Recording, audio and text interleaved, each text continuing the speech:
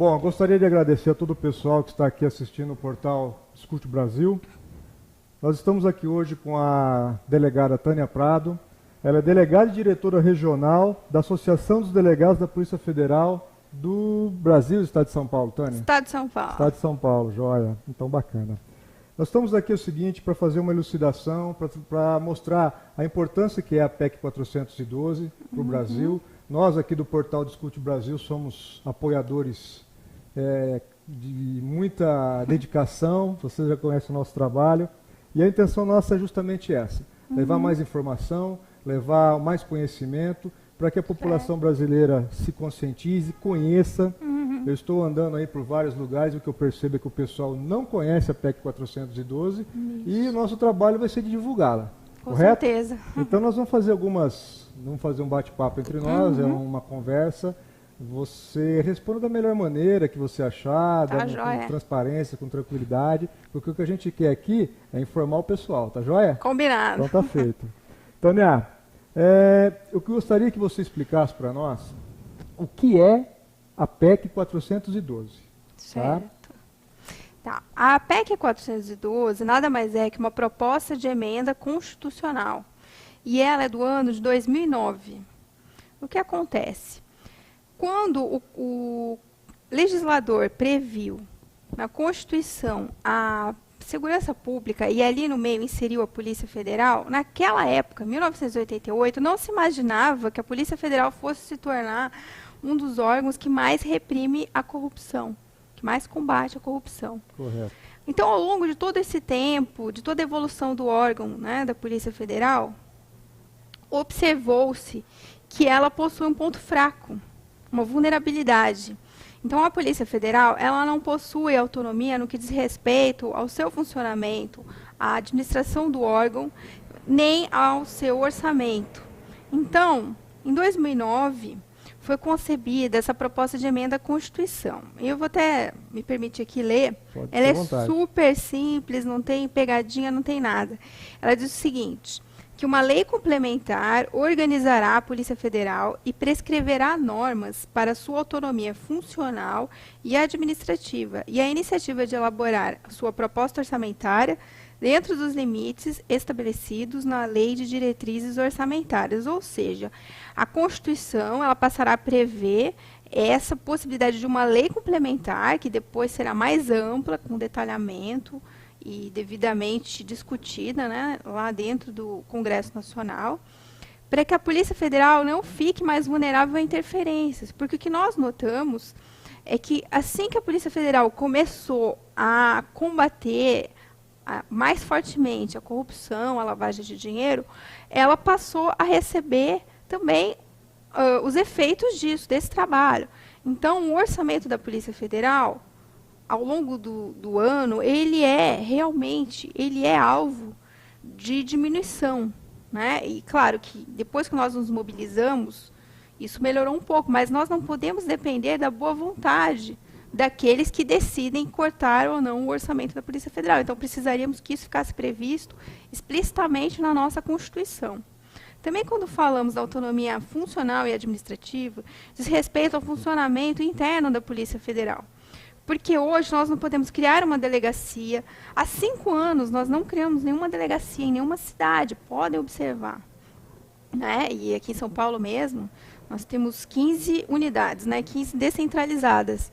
No estado inteiro, o estado de São Paulo tem diversas cidades. Então, essa falta de poder, né, da própria Polícia Federal criar essas delegacias, e ao mesmo tempo essa falta de recurso, impede que a Polícia Federal progrida, avance, se modernize.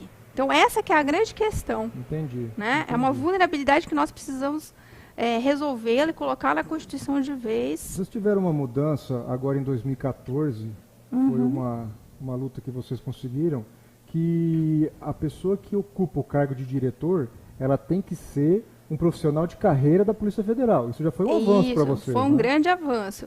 Porque antes dessa lei, que é a Lei 13.047, qualquer pessoa poderia ser nomeada diretor-geral da Polícia Federal. Então, era uma grande preocupação, porque imagine se entrasse, né, como o representante máximo da Polícia Federal uma pessoa de fora, que não tivesse conhecimento, não fosse da carreira, de delegado. Então, isso foi muito importante, né? E principalmente porque é um delegado posicionado na classe especial. Foi um avanço, né? Foi, um avanço. foi. O que a gente percebe é o seguinte, como o diretor da Polícia Federal, mesmo ele sendo um profissional de carreira dentro da Polícia Federal, ele tem a indicação, ele é indicado pelo ministro da Justiça. Sim. Então, queira ou não, existe uma ligação, uma interferência nesse ponto. Então, um dos pontos da PEC 412 é justamente cortar essa conexão, para que não exista mais. Né? Exatamente, porque hoje na Polícia Federal nós temos vários órgãos de direção, vários cargos de direção, melhor dizendo, e esses cargos são escolhidos, ok, com indicação do próprio diretor, mas quem dá o aval, na maior parte das vezes, é a própria Casa Civil e também com o aval do Ministério da Justiça. Entendi. Então, são vulnerabilidades que não são, hoje, né, vendo como o trabalho que a Polícia Federal vem fazendo, não é bom que isso aconteça. Entendi. Outra coisa, vocês conseguiram perceber que depois que a Lava Jato começou a tornar, ela conseguiu ter um poder maior, um montante maior de investigação, vocês perceberam também que esse contingenciamento financeiro ele começou a se acentuar mais? Existiu esse relacionamento de uma coisa com a outra? Então, no final do ano passado, né, realmente nós notamos que houve um corte significativo assim, do nosso orçamento, que depois da repercussão que isso teve na imprensa, inclusive capitaneado pela nossa associação, que foi a primeira que se manifestou contra isso, nós notamos que havia realmente uma tendência ali a diminuir o orçamento, lá, já na comissão de orçamento. Esse ano já está sendo discutido de novo o orçamento para o ano que vem. E nós estamos de olho também nisso, para ver até que ponto há um risco, de novo, né, de uma diminuição dos recursos. Contingencia-se um valor, mas se entrega outro. Aí vocês têm que gerenciar até esse problema internamente, porque ou põe gasolina num carro para andar, ou faz alguma outra coisa. Então, existe também essa preocupação interna, então? Porque o que acontece é que hoje a Polícia Federal ela trabalha no seu limite. E o ideal é que sempre estivesse num patamar em que a Polícia Federal pudesse investir em novas tecnologias, em novos programas, né, numa estrutura melhor, concurso público também. Estamos aguardando já de vários cargos vagos, né, cerca de 500 cargos sem preenchimento. 400 delegados nos próximos 3 anos podem se aposentar, que vão adquirir esse direito de se aposentar.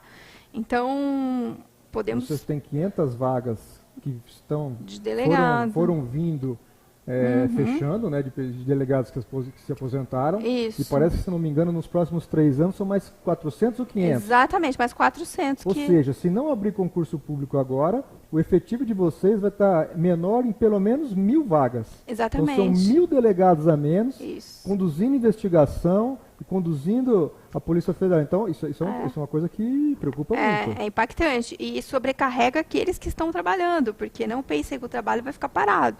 Eles vão distribuir para aqueles delegados que estão nas delegacias, né?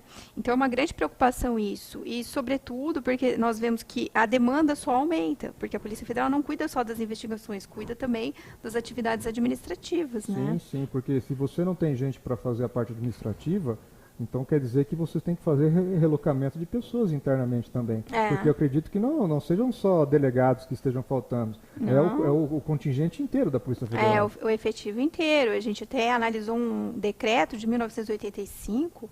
O efetivo está muito parecido, o efetivo de delegados que nós temos hoje com o de 1985. E a população aumentou, a demanda aumentou, a repressão à criminalidade também aumentou, a lavagem de dinheiro também, tráfico de drogas, tudo. E como que fica? A PF tem que avançar, tem que ser fortalecida. Existe um interesse realmente que a Polícia Federal não avance e que tenha todos esses problemas, porque vocês são a base da investigação de tudo que envolva problema federal.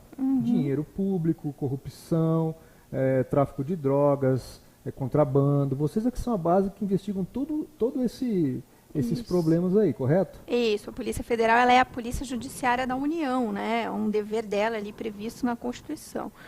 E o que acontece, nós não temos nenhuma evidência para dizer que é algo deliberado, mas nós notamos que de 2006 para cá, e basta, né, ver o que aconteceu em 2006, a gente nota que desde 2006 a Polícia Federal ela não está mais crescendo, ela está diminuindo né, em todos os sentidos. Ela está encolhendo. Falta de gente, falta de recursos, como eu comentei. Então, nós notamos também nessa questão da autonomia da Polícia Federal, que muitas vezes ela é exaltada, né? Falam, não, a PF tem autonomia, plena autonomia.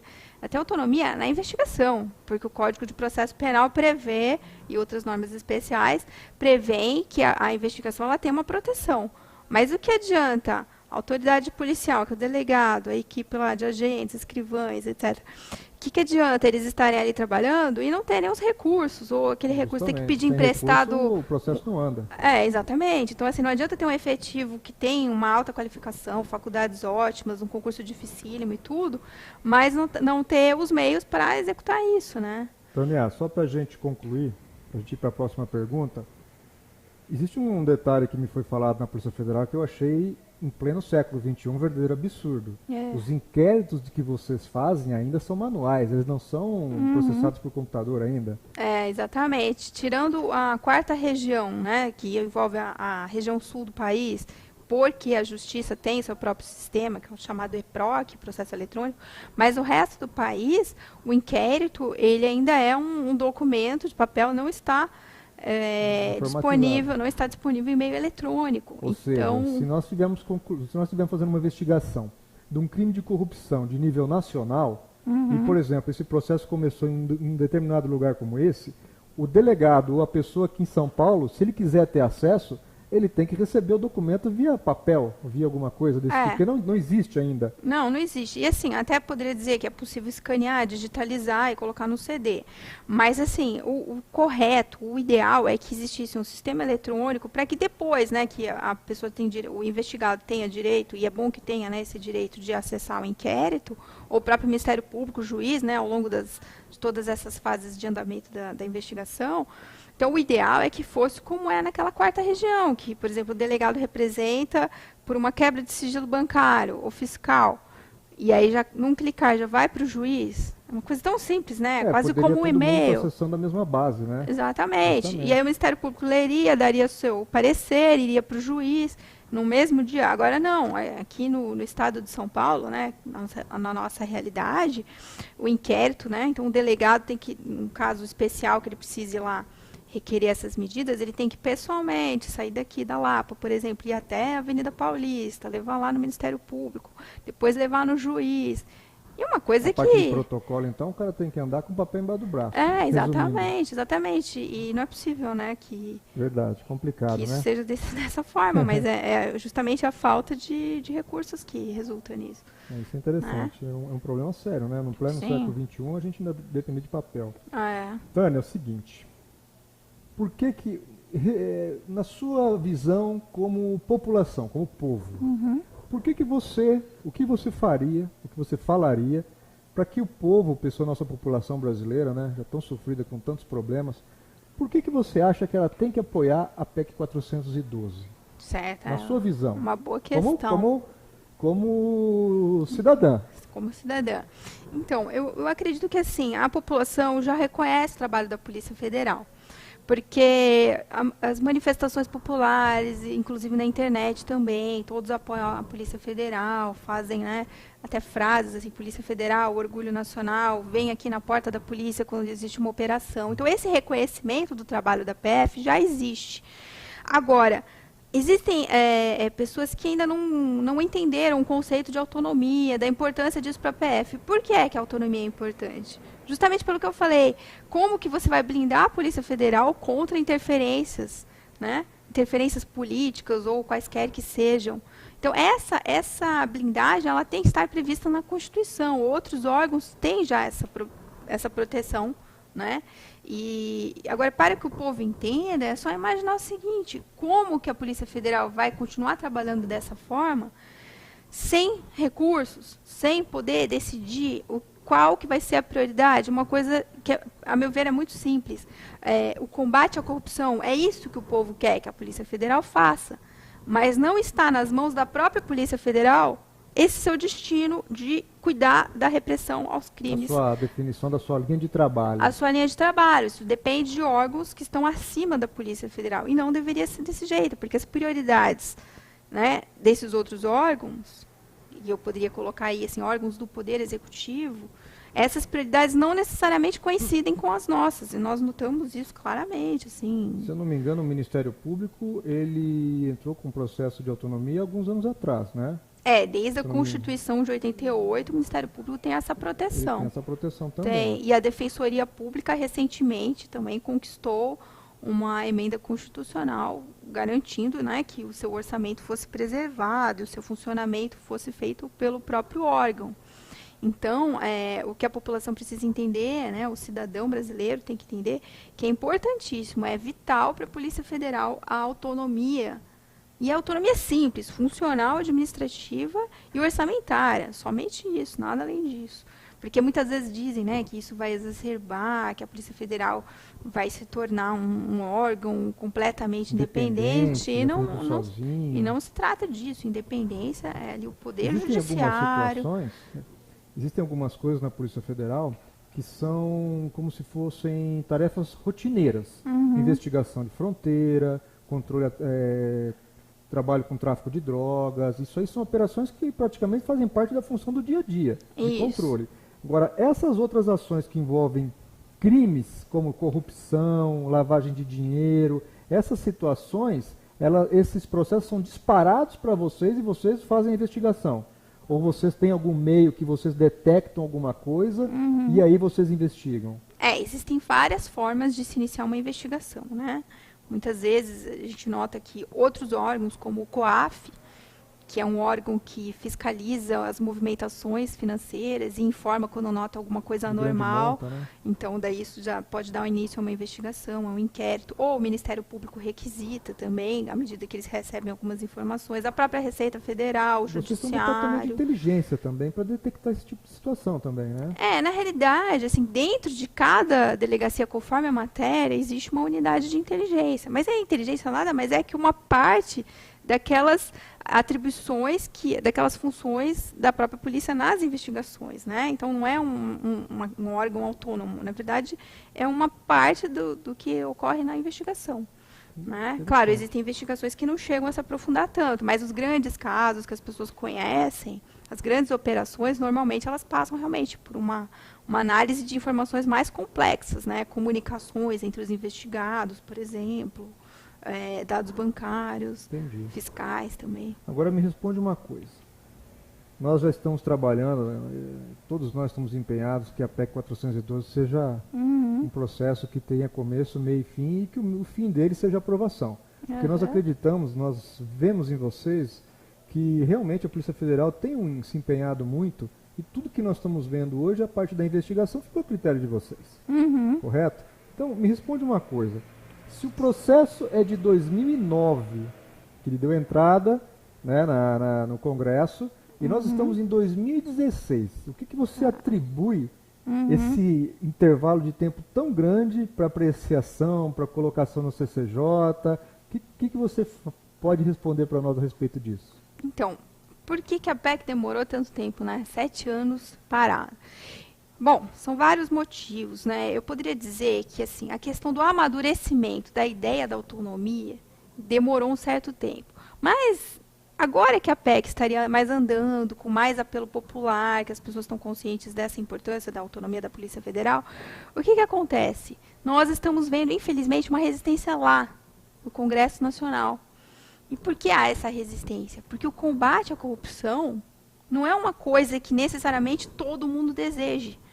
Será que desnudar esses crimes, será que é algo que todo mundo realmente objetiva? É a pergunta que eu faço. Então, nós vemos, sim, que há parlamentares que apoiam a autonomia.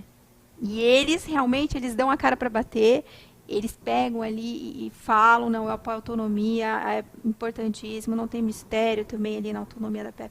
Mas existem forças contrárias. E, assim, para que essas forças contrárias não sejam predominantes, é importante que o cidadão participe disso, que não pode deixar, como se diz, deixar quieto. Não, as pessoas têm que se envolver.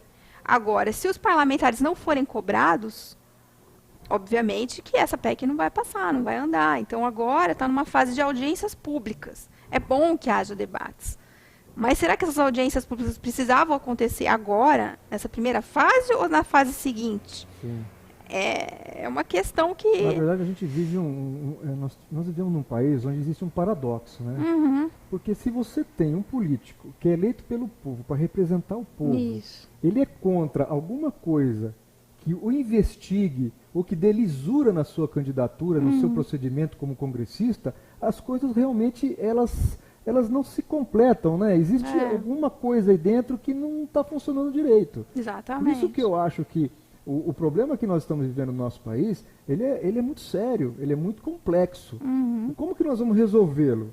Eu acredito que o amadurecimento político que você, na verdade, que toda a população está tendo que ter uma análise muito crítica de quem nós colocamos e como nós cobramos depois dessa pessoa Sim. que assume um cargo público, né? Ainda mais um congressista, porque se você for ver bem, todas as leis do nosso país, todas as diretrizes passam por eles. Sim. Eles que definem praticamente. Eu tenho um esclarecimento particular meu, que o congressista num país democrático como o nosso, ele é tão ou quanto mais importante que o presidente.